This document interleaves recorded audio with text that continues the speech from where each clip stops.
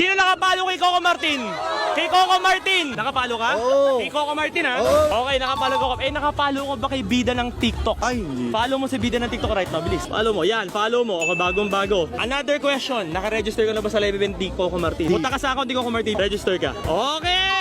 Pangalan. Jason. Taga saan? Taga Antipolo po. Dahil nakapalo kay Coco Martin, meron lang ako isang gagawin sa'yo. Umikit ka lang. Huwag kang didilat. Pag dumilat ka, disqualify ka. Pikit. Jason, congratulations dahil nakafollow kay Coco Martin, nag-register ka sa live event at nakafollow ka sa account ng bida ng TikTok, meron ka regalo galing kay Coco Martin. Sige, open ka na. Open yours na. Galing to mismo kay Coco Martin, gawang Pilipino para sa'yo yan. Bida dishwashing liquid at hindi lang yan. Close your eyes ulit. Meron kang bagong iPhone! Woo! Grabe! Solid, Yan, boss. solid ba? Hey! Ano pakiramdam? Masaya, boss. Masaya? Nabawi lahat ng lungkot ko, boss.